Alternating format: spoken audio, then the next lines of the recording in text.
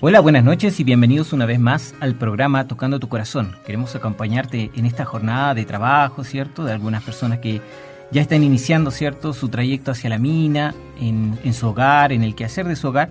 Queremos acompañarle con temas de fe, temas de reflexión.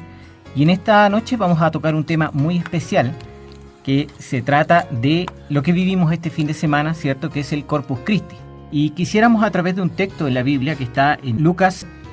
En aquel día iban dos discípulos, se dirigían a un pueblecito llamado Emaús, que estaba a unos 12 kilómetros de Jerusalén, e iban conversando sobre todo lo que había ocurrido. Mientras conversaban y discutían, Jesús en persona se les acercó y se puso a caminar con ellos, pero algo impedía que sus ojos lo reconocieran.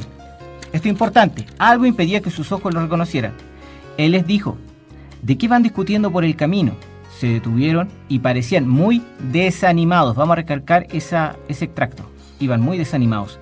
Uno de ellos, llamado Cleofás, le contestó: ¿cómo eres tú, acaso el único peregrino en Jerusalén que no está enterado de lo que ha pasado aquí estos días?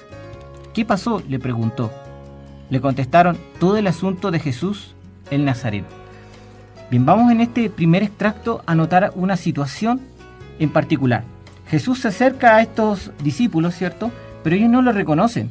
Sabían que Jesús, ¿cierto?, había muerto en la cruz, habían perdido la esperanza, ¿cierto?, de la resurrección, pero Jesús había venido a visitarlos particularmente a ellos. De hecho, los fue acompañando en el camino. ¿Cuál es el centro acá? Ellos iban muy apenados. Y ellos también, en otras traducciones, también hablan nuestros maestros de la ley y algunos de nuestros paisanos, dice también algunos textos, entregaron a Jesús, ¿cierto?, a la crucifixión. Entonces, ¿qué denota acá? Acá hay una pena y también hay un arrepentimiento. Y es precisamente a lo que te invita la Eucaristía, a que tú, cuando tengas pena, cuando tengas desánimo, cuando te sientas cansado, cuando sientas que has traicionado, que te has equivocado, es una instancia para volver a Dios, volver a encontrarte con Él. Bien, queridos hermanos, es muy cierto lo que decía mi hermano Cristian. La misa, dentro de todos los pasos que tiene, ¿cierto?, nos invita a animarnos, a que podamos sentirnos bien. ¿Con qué? Con la lectura de la palabra, con la Eucaristía, con el perdón, con las alabanzas que se van dando dentro de los pasos de la misa. Todos esos pasos son súper importantes. Muchos a veces también hablan de lo que es misa de sanación, ¿cierto? Pero si tomamos el contexto de misa y lo que dice la palabra de Dios, todas las misas son de sanación. Va también a depender de cómo tú te vayas preparando en el momento eucarístico.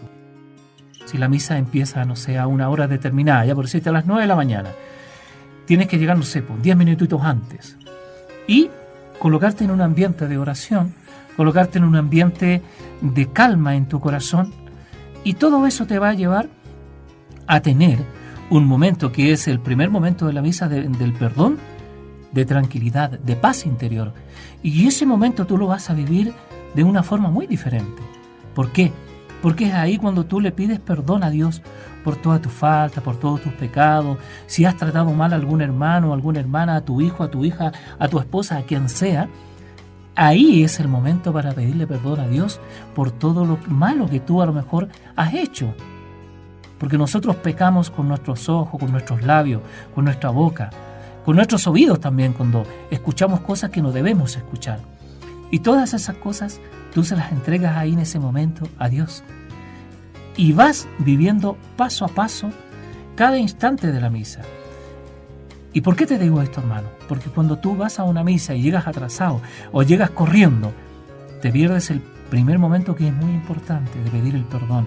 Y ese momento, si tú estás ahí y lo vives a concho, pidiendo perdón de corazón, créeme que todos los pasos de la misa van a ser algo fabuloso. Por eso te digo, depende mucho de cómo tú estés, de cómo tú vayas y de cómo tú vayas viviendo los pasos que se van dando dentro de la Eucaristía. Si por alguna razón tú te has alejado de Dios, te has alejado de la Eucaristía porque te sientes indigno, créeme que las iglesias no son aposentos de santos, son hospitales para el alma. Es contraproducente, por ejemplo, decir: soy tan pecador que cuando esté mejor con Dios voy a comenzar a ir a la Eucaristía. No, no es así. Es el momento de ir a pedir perdón. Como decía la palabra del hijo pródigo, que el padre salía todos los días en la tarde a esperar a ese hijo, ¿cierto?, que se había ido lejos, que había equivocado su rumbo. Todos los días lo salía a esperar porque él lo amaba, lo quería, ¿cierto? Y este hijo, un día que recapacitó, volvió y se dio cuenta que su papá siempre estuvo ahí esperándolo. Y en la misa, en la Eucaristía, tu Padre Celestial siempre te va a estar esperando. No permitas que la duda, que ese sentimiento de culpa te aleje de la iglesia o te aleje de la Eucaristía. Al contrario, tú necesitas la Eucaristía, necesitas esa sanidad que el Señor te va a entregar en ese lugar. Cristo, el Jueves Santo, en la última cena, instituyó el sacramento de la Eucaristía. Él tomó el pan, dio las gracias al Padre y dijo: tomad y comed, esto es mi cuerpo. Luego tomó el cáliz con vino y dijo: bebed todos de él, porque esta es mi sangre, que será derramada por vosotros. Jesús está realmente presente en la Eucaristía, bajo los signos del pan y vino, consagrados en la Santa Misa. Entonces hay varios signos que son importantes tomar en cuenta. Particularmente, la misa es una situación muy especial en la iglesia en la que se dan distintos momentos para hacer algo totalmente completo. Es decir, puedes entrar a pedir perdón, a sentirte perdonado, a sentirte restaurado, a glorificar a Dios por esa restauración, a hacerte parte de su cuerpo, de su sangre, recibirla, ¿cierto? Y salir con esa bendición que Dios quiere entregarte a ti y a tu familia. Así que no pierdas las instancias de poder participar cerca de tu hogar o en el momento en que tú tengas libre, porque sabemos que a veces hay turnos que impiden tener una participación de corrido en cierta parroquia, pero donde tengas tiempo, hay diversos lugares donde tú puedes participar. Las misas son a distintas horas y vamos a aprovechar de seguir leyendo esta historia de los discípulos de Emaús en Lucas 24. Continuamos leyendo.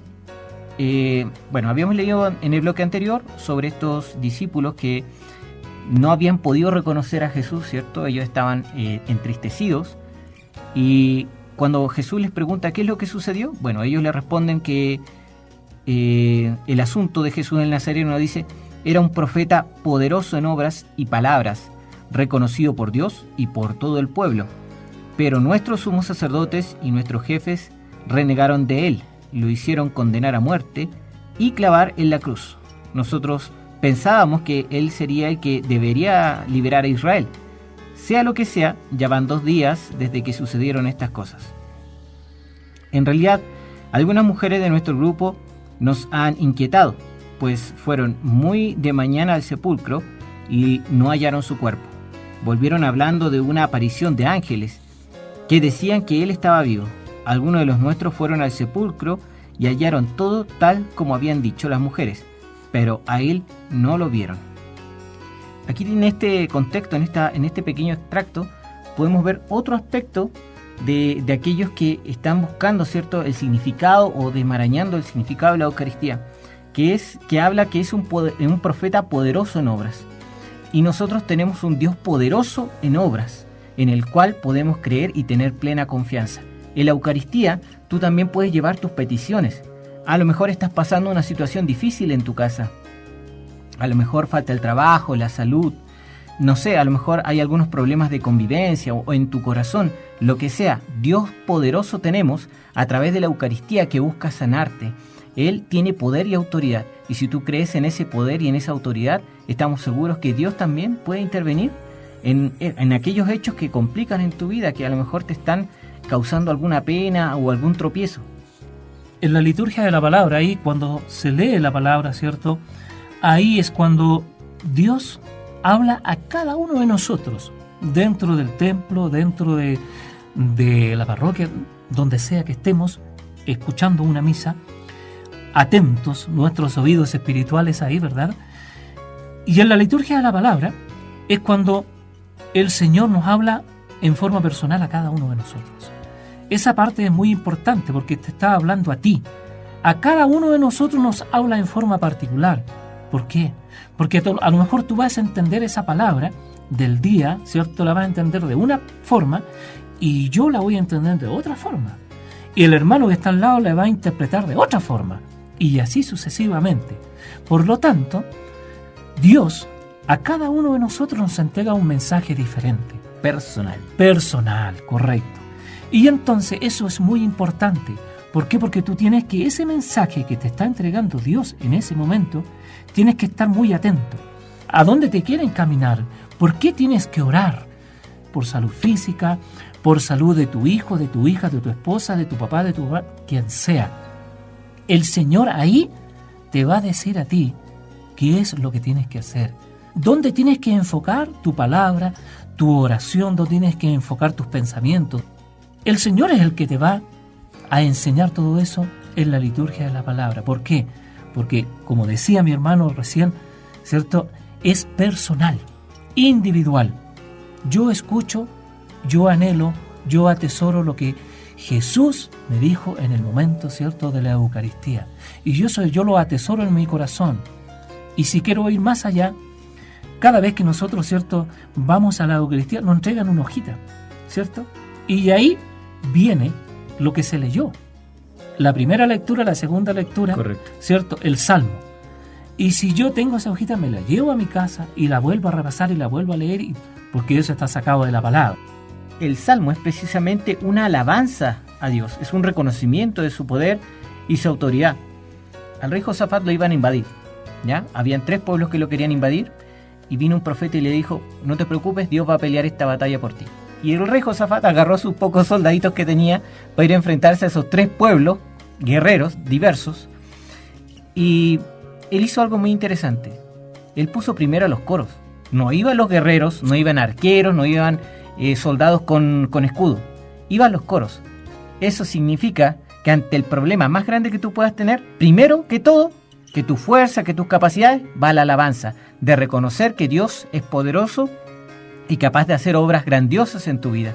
De hecho, esos 3 pueblos se atacaron entre sí y, bueno, su fuerza se dividió, así que el rey Josafat pudo ganar esa batalla. Entonces, qué importante es alabar a Dios en todo momento, en todo lugar, y la misa es un lugar para hacerlo. Es un lugar para poder reconocer su poder, su autoridad, su amor, su compañía día a día. Pero muy importante lo que decía mi hermano Sergio, estar pendientes, estar preparados, pedirle al Señor que abra nuestros oídos espirituales para cuando estemos escuchando la palabra poder entenderla, poder comprenderla, poder saber qué es lo que el Señor está hablando a mi corazón. Así es. ¿Cuántas guerras vivimos cada uno de nosotros, cierto, como personas, como seres humanos diariamente? A lo mejor muchas. Y todas las guerras que vivimos nosotros, siempre me acuerdo que esto de, y con el hermano Cristian también lo hemos comentado muchas veces, con varios hermanos, cierto, de las comunidades, que la mayoría de las guerras que vivimos nosotros en nuestro interior son guerras espirituales. Y muy duras, muy tristes, muy agotadoras. Y ahí, en esos momentos, ¿cierto?, cuando estamos ahí luchando con esas guerras espirituales, porque nosotros no luchamos contra soldados, ¿cierto? No, estamos hablando de los ejércitos espirituales, de las potestades, de los malos espíritus que vienen a atacarte diariamente. Y si no estás bien preparado, yendo a la Eucaristía un par de veces por semana, si no estás atento leyendo la palabra todos los días, un poco, si no estás atento haciendo una alabanza al Señor todos los días, si no estás atento, Satanás ve la debilidad en cada uno de nosotros, y ahí donde se mete, y ahí donde está metiendo el dedo en la llaga, y ahí donde te duele. Por lo tanto, nosotros tenemos que estar muy bien preparados. Por eso la Eucaristía es muy importante, por eso ir por lo menos una vez a la semana a la Eucaristía y vivirla concho, eso te va a llevar a reforzar tu fe, te va a llevar a sanarte espiritualmente, físicamente, te va a llevar a orar donde tú vayas, donde quiera que tú estés, tienes que estar siempre orando a Dios, elevando una alabanza a Dios para que tu vida se vaya despejando y los malos espíritus vayan huyendo, para que tú siempre coloques en ti, en tu corazón, como el centro de tu vida y de tu corazón, a Dios, a Jesús, a la Virgen María, al Espíritu Santo, la Eucaristía, que estamos en este programa, queridos hermanos, estamos hablando de lo que es netamente la Eucaristía. Pero todas estas cosas que yo les estoy diciendo conllevan a la Eucaristía, conllevan a que tenemos que ser personas eucarísticas, siempre y en todo momento. No que yo soy católico de mi manera. ¿Cuándo vas a una Eucaristía católico a tu manera? ¿Una vez al año? No, mi querido hermano, no.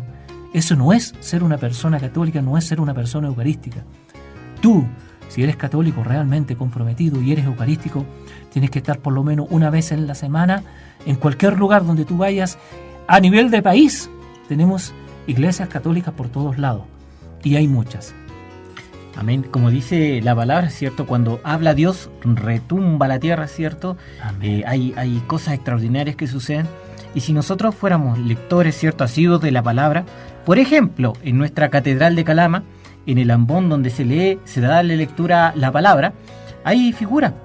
Y esas figuras representan a los 4 ángeles que rodean a Dios. Es decir, esos 4 ángeles que rodean a Dios, en el centro está Dios mismo, y desde allí da su palabra, ¿cierto?, sus órdenes. Es decir, hay un significado ahí, que es muy bonito de desentrañar. Si ustedes tienen la oportunidad, busquen esta figura que aparece en el Apocalipsis sobre los 4 ángeles, y en el centro obviamente está Dios Todopoderoso. Jesús instituyó el sacrificio eucarístico de su cuerpo y su sangre para perpetuar el sacrificio de la cruz. Miren qué importante, qué importante. Como Él ya sabía el sacrificio de morir en la cruz para limpiar los pecados del mundo. Así es un sacrificio de amor. Recordemos que Jesús también solicitó, si es que fuese posible, que esa copa pasara sobre Él, es decir, no tener que vivir eso porque iba a ser demasiado difícil. Pero aún así, por amor, dijo: Padre, que se haga tu voluntad. Yo estoy aquí, voy a estar contigo, ¿cierto?, hasta el final. Y ese fue el sacrificio. Y recién cuando hablaban, se me vino a la mente cómo es esta instauración de la Eucaristía o de la misa a través de esta última cena. Porque qué ramillete de personalidades tenía Jesús a la mesa, sí. Porque tenía a un Tomás que a veces creía y la mayor veces no creía.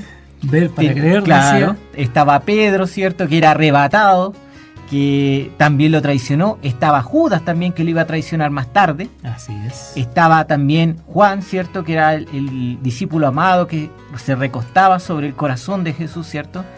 Estaban los discípulos llamados, bueno, les decían los hermanos del trueno porque eran cascarrabias como ninguno y más encima pedían los primeros puestos. Entonces, todo el ramillete de personas o todo el ramillete de estados de ánimo en los que tú puedes estar.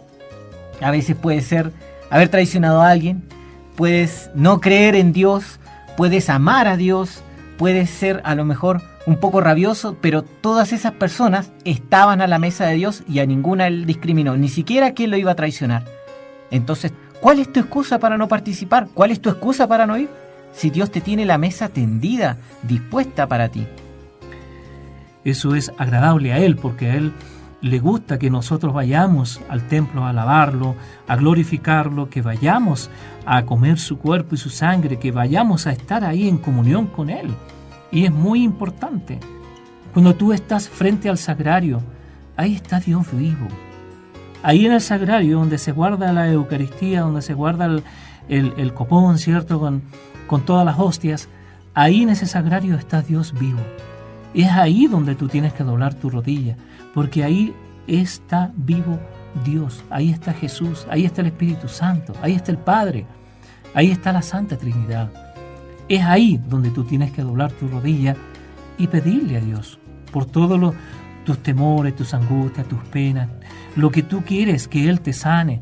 Es muy importante eso, que tú vayas experimentando estas cosas que son muy, muy hermosas para la persona que somos católicos. No tenemos que dejarlas de lado, porque ahí tú encuentras todo lo que en otra parte no vas a encontrar. Todo lo que estás ahí, lo que estás viviendo en ese momento, es un lugar único. Y es único, ¿por qué? Porque ninguna misa es igual a otra. Correcto. Ninguna. Correcto. Y el efecto principal de la misa en nuestro corazón es de acuerdo a nuestra disposición. Si nosotros vamos con un rechazo total, obviamente no va a ser el efecto indicado en tu vida. Entonces lo importante es tener esa disposición. Seguimos leyendo Lucas 24. Dice Jesús, entonces les dijo: ¿qué poco entienden ustedes y qué lentos son sus corazones para creer todo lo que anunciaron los profetas? ¿No tenía que ser así? ¿Que el Mesías padeciera para entrar en su gloria? Como lo que conversabas recién, ¿cierto?, sobre la crucifixión. Exacto. Y les interpretó lo que decían de él todas las escrituras, comenzando por Moisés y siguiendo por los profetas. Y llegaron cerca del pueblo al que iban. Hizo como que quería seguir adelante, pero ellos le insistieron diciendo: quédate con nosotros, ya está cayendo la tarde y se termina el día. Entró pues para quedarse con ellos. Qué importante esto, yo lo quiero recalcar, porque hay una invitación tuya para que Él pueda quedarse en tu corazón. Amén.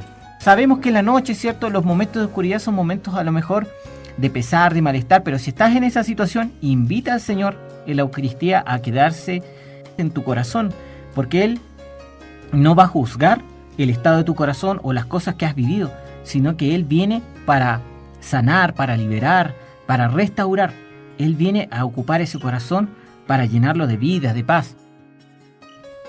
Él hizo como que se alejaba de ellos para irse por otro lado, por otro camino, pero ellos, ¿cierto?, los discípulos lo invitan a quedarse, lo invitan a quedarse. Entonces Jesús también te hace esta invitación a ti. Donde tú vayas, ahí va a estar Jesús. A veces tú dices: no, pero aquí no está Jesús. No, hermano, Jesús está en todos lados. Basta que tú le digas: Señor, ¿dónde estás? Quiero escucharte, quiero sentirte. Y ahí viene Él. Ahí está. Basta que le diga: Espíritu Santo, ven. Porque Él, cuando parte, nos deja su Espíritu, ¿cierto? Cuando muere en la cruz, nos deja al Espíritu, para que el Espíritu nos acompañe, nos dirija, para que el Espíritu nos guíe, para que el Espíritu, ¿cierto?, sea nuestro compañero, nuestro protector, nuestro abogado, todo. Entonces, también Él te invita a que seas parte de esto. Y es muy importante, no nos olvidemos de eso. El sacrificio, desde la consagración del pan y del vino sobre el altar, se ofrece el mismo Cristo que se ofreció en la cruz. El valor de la misa es el mismo valor infinito del sacrificio de la cruz, ya que en la misa se nos ofrece el banquete de la palabra y el banquete del eucarístico, que contiene realmente el cuerpo y sangre de Cristo. Qué importante, hermanos, ¿se dan cuenta? Cómo nos va instruyendo y cómo nosotros podemos agradecer, ¿cierto?, a nuestro Padre Celestial, a nuestro Dios, por dejarnos este banquete tan agradable. Pero para eso tú tienes que estar con un corazón dispuesto. Para eso tú tienes que ir con una mente fresca, con tu espíritu dispuesto a escuchar y a recibir la palabra, y dispuesto también a recibir el cuerpo y la sangre de Jesús. Precisamente con lo que tú comentabas, siguiendo la parte final de la lectura de Lucas 24, en el que estaba hablando de los discípulos de Maús, dice: y mientras estaban en la mesa con ellos, refiriéndose a Jesús, correcto, tomó el pan, pronunció la bendición, lo partió y se los dio. En ese momento se le abrieron los ojos y lo reconocieron, pero él desapareció. Entonces se dijeron uno al otro: ¿no sentíamos arder nuestro corazón cuando nos hablaba en el camino y nos explicaba la Escritura? ¿No arde tu corazón, hermano, cuando estás escuchando la exhortación de la palabra, cuando sientes que esa palabra va para ti, cuando la has pedido, la has anhelado? Y después dice: de inmediato se levantaron y volvieron a Jerusalén, donde encontraron reunidos a los 11 y a los de su grupo. Estos le dijeron: es verdad, el Señor ha resucitado y se ha aparecido a Simón. Ellos, por su parte, contaron lo sucedido en el camino y cómo la habían reconocido al partir el pan. Esto es palabra del Señor. Te alabamos, Señor. Cómo de repente nosotros no somos capaces también en estos tiempos de abrir nuestros labios, abrir nuestro corazón, abrir nuestros oídos espirituales y recibir a ese Jesús que está ahí esperando que tú abras tu corazón. Está llamando a la puerta de tu corazón todos los días. Todos los días Él golpea ahí en forma incesante y en muchas oportunidades nos vamos por otro lado. Tomamos el camino más fácil, el camino pavimentado, parejito, limpiacito, sin ningún tropezón, sin ninguna piedra, y que esté bien iluminado. Ese camino es fácil. Cualquiera camina por ahí, hasta un no vidente. Pero sin embargo, cuando Jesús nos muestra ese camino difícil, porque seguir a Jesús no es fácil, no es fácil.